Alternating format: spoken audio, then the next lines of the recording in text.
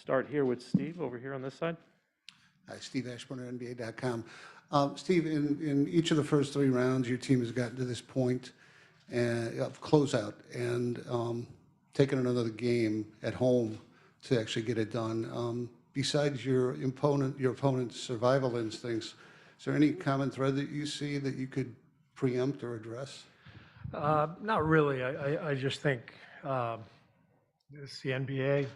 You got talented teams. You got talented players you're going against. You're in somebody else's building. It's just not easy to close anybody out in the playoffs. So there's no common thread. We're going to have to play really well to win. Simple as that. Anthony, back right. Yeah, I got 2 Clay questions for you. The first, does he look fresher, bouncier on defense to you this series than he has? Maybe he's getting better on that end. The last couple games, he's looked great defensively. I think there's been times earlier in the playoffs where he's looked really good as well. But I do think he's improved as this series has gone on. How big were the 2 threes late third by him when, it did feel like the rope was slipping a little bit and he kind of kept you attached? Yeah, I thought those 2 shots and then Jordan's 2 threes at the end of the quarter were kind of the biggest shots of the game because of what you just said. They had seized momentum, and Clay's 2 at the top of the key were just massive. And then Jordan closed out the quarter well for us. Brian on this side. Hey, Steve. Brian Mahoney, Associated Press. A couple about you, if you don't mind. Derek White was saying you were helpful to him when he got promoted from the select team to the main roster in 2019. Is there something about you that makes you comfortable sort of reaching out to the non-superstars and making them feel comfortable? I definitely identify with the role players more than I can identify with a star player, just because I have the experience of coming off the bench and trying to figure out a role and all that stuff. But I just enjoyed that time with Derek and actually 4 different Celtics. I mean, we were loaded with Celtics that year. And future Celtics apparently, but we had a really good experience despite not winning the gold medal. It was really fun coaching all those guys, and really grew to admire all of them. And speaking of the Celtics, there's so much history with them. All the guys I remember who had a lot of rings were all Celtics, and now you could be at 9 pretty soon if you get one more win. People say it's hard to win one. How do you explain getting to the number you've gotten to? Just hanging around the right people. If you hang around superstars long enough, you're gonna get some residual success falling your way. Monty on your right. Monty Poole, NBC Sports Bay Area. Steve, I don't know how often you get a chance to look at individual numbers of your guys, but looking at Clay's game 6s since you've coached the team, the numbers are pretty incredible. He's shooting better than 50% from 3 over all the game 6s combined. Fluke, I mean, what do you make of something like that? I don't really know what to make of it, nor do I even take the time to think about it, because it has nothing to do with us. It has nothing to do with strategy. It just has to do with Clay. He's got a killer instinct, and he's really talented. So I don't even give it any thought.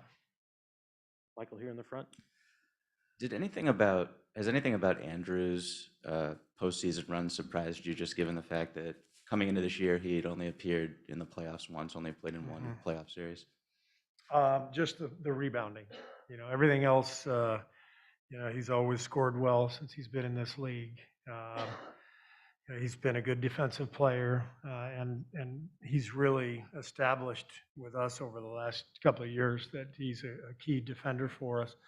So none of that has surprised me. The rebounding surprised me. So he's really turned it up in every series And I'm 100% going to hold that against him next year in the regular season. If he's not rebounding, I'm going to remind him that he's proven it now, so there's no excuse. Steve, a little bit of a more broad question, but in what ways have you seen Steph and Draymond's leadership qualities rub off on some of the younger guys throughout this entire playoff run? I think it's just in general, just the advice, the counsel, but maybe more importantly, just the young guys being able to observe Steph and Draymond and Andre and Clay, and just seeing the preparation every single day, the process that those guys go through, getting their work in the training room, in the weight room, on the court, watching film. Um, they're watching some of the best to ever do it, prepare, and there's nothing more valuable than that. Anyone with a final question? Bobby, back on the left here.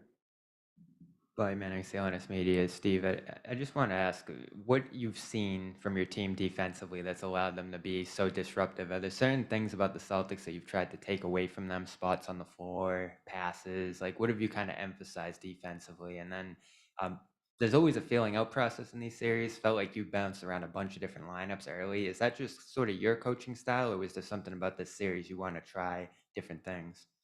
The first part of your question, we're just trying to put pressure on them and not let them get comfortable. And our guys have done a pretty good job of that the last couple games. Nothing in particular that we're trying to take away. We're just just trying to be as aggressive on the ball as possible and be there and help and be there in rotation.